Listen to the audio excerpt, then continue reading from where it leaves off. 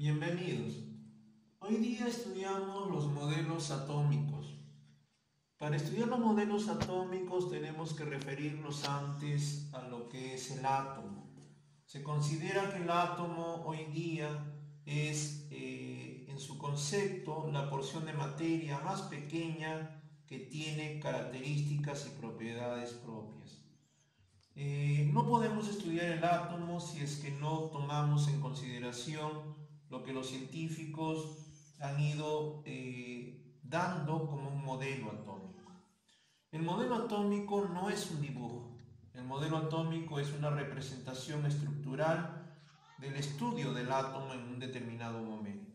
Este modelo atómico explica el comportamiento del átomo en cada momento de la historia en el que fue estudiado.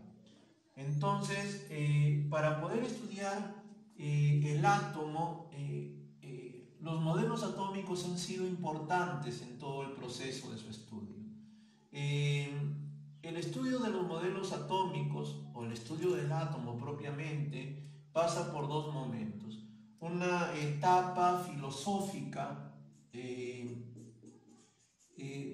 estudio del átomo, más o menos por los años 500 a.C., dos personajes, Demócrito y Leucipo. Demócrito sostenía que la materia estaba formada por partículas indestructibles e indivisibles, es decir, que el átomo no se podía romper ni dividir. Este átomo viene de dos vocablos griegos, a que significa sin y tomo que significa división, de tal manera que podemos concluir que átomo significa entonces sin división, ¿no?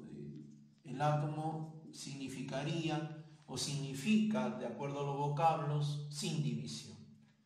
Luego viene una etapa científica del estudio del átomo, ya mucho después de la historia en la que se plantea la primera etapa filosófica, ¿no? 500 años antes de Cristo, nace Jesucristo, van a pasar muchos años después, y por los años 1800, ya casi terminando esa era, empieza un estudio científico con John Dalton, ¿no? Dalton plantea en su estudio una teoría atómica conocidísima llamada como la teoría atómica de Dalton, en la que sostiene varios postulados que yo resumo en tres aquí. En uno de los primeros postulados de Dalton decía que los elementos están formados por átomos idénticos. Es decir, un elemento que es hierro, por ejemplo, sus átomos son de hierro y tienen propiedades y características del átomo de hierro. No puede ser igual a un átomo de un elemento de aluminio, cuyas características y propiedades también son diferentes. A eso se refería Dalton. En un segundo postulado nos decía Dalton que los átomos eran esferas indestructibles e indivisibles. Todavía tomaba el concepto de átomo de Demócrito, que había sido 500 años antes de Cristo. Para Dalton, los átomos de diferentes elementos se podían unir entre ellos para formar compuestos químicos. De tal manera que el modelo de Dalton se considera pues como una esfera compacta, indestructible, indivisible, ¿no? Eso es lo que sostenía Dalton hasta ese momento del estudio atómico. Van a pasar los años y va a venir Thomson por los años 1904 aproximadamente.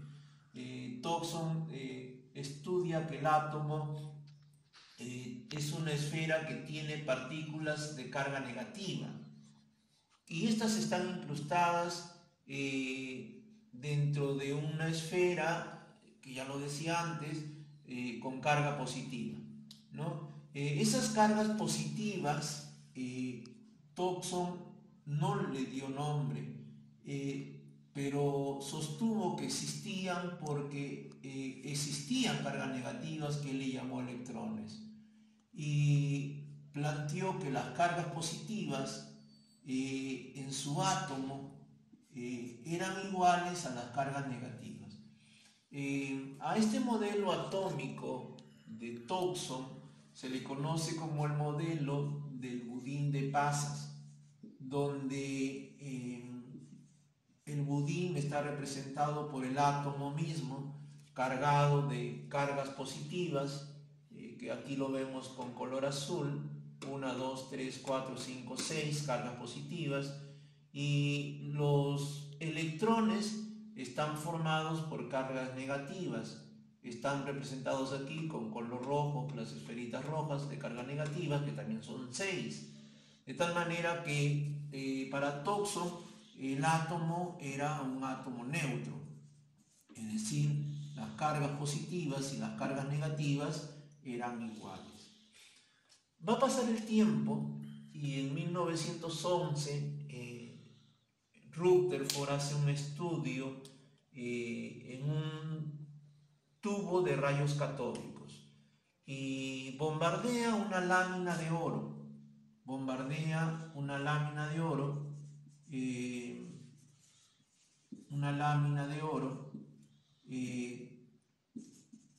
con rayos alfa, ¿no? Recordemos que los rayos alfa son los heliones, son rayos de carga positiva.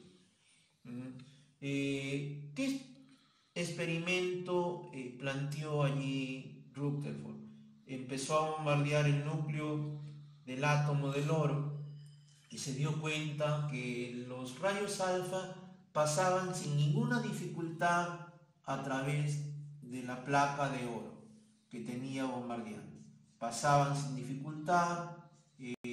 Aquí represento esos rayos con estas líneas o flechitas en color negro. Estos rayos pasaban hasta que hubo un momento en que se dio cuenta que muy pocos de esos rayos rebotaron, ¿no? Y rebotaron, ya no pasaban tan directamente, sino que rebotaron, y concluyó pues que si rebotaban esos rayos que eran positivos, es porque en el centro del átomo existía también una carga positiva que él le llamó protones y consideró que el átomo en su centro tenía un núcleo. A diferencia de Thomson, que sostenía que el átomo sí tenía cargas positivas, Rutherford concluyó que esa carga positiva estaba dentro del núcleo atómico y le llamó protones, que todavía no se conocía su nombre, y que los electrones que antes había descubierto Thomson estaban alrededor del núcleo, de tal manera que Thomson sostuvo que el átomo era casi una esfera vacía en la que los electrones estaban alrededor del núcleo, no dentro de la esfera, sino alrededor del núcleo, y a su esquema de modelo atómico se le conoce como el modelo del sistema planetario solar en miniatura, ¿no? Donde se hace un parangón, se hace una relación en el Sol como núcleo y los planetas alrededor de este núcleo. Más adelante, cerquita, más o menos 2 años después, en 1913, Bohr descubre que los electrones se mueven en órbitas, alrededor del núcleo, ¿no? Se mueven alrededor del núcleo. Y de tal manera que Bohr descubre que existen niveles de energía. Estos niveles de energía los sostiene Bohr y va creciendo desde el núcleo hacia más lejos de él, de tal manera que un nivel que estaba más lejos del núcleo tenía mayor energía. Un nivel que estaba más cerca al núcleo tiene menor energía. Sommerfeld más adelante confirma lo sostenido por Bohr y representa estos niveles de energía ya con un esquema de energía relativa que va creciendo desde el núcleo hacia afuera, y lo representó con letras hasta ese momento con 7 letras: K, L, M, N, O, P, Q, los niveles 1, 2, 3, 4, 5, 6, 7, ¿no? El nivel más energético es el nivel que está más lejos del núcleo, en este caso el nivel 7. Sigue en la historia y en 1923 Chadwick descubre que el átomo tiene neutrones. Descubre que el átomo tiene neutrones en su núcleo. Tiene neutrones en su núcleo. Ya se habían descubierto los electrones, que fueron lo primero que se descubre por Thomson, los protones, que lo descubre Rutherford en su estructura, cuando descubre que el átomo tiene un núcleo. Chadwick ya más adelante descubre que dentro de ese núcleo no solamente existían protones, sino también una partícula neutra que le llamó neutrón. Y después de todo ese tiempo de estudio, ya basado en unas teorías más matemáticas que propiamente físicas y químicas, Heisenberg y Schrödinger sostiene el modelo atómico actual, es decir, el modelo de átomo que tenemos hoy día. Ese modelo se basa en la teoría de la mecánica cuántica.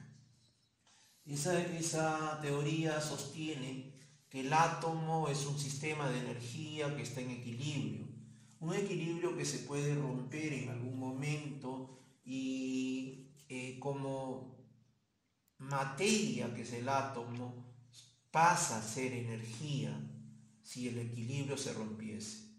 Y eso es lo que sucedió en algún momento de la historia, cuando el átomo se le rompe su núcleo atómico y se convierte en energía, transformándose en una gran cantidad de energía nuclear en la bomba atómica, por ejemplo.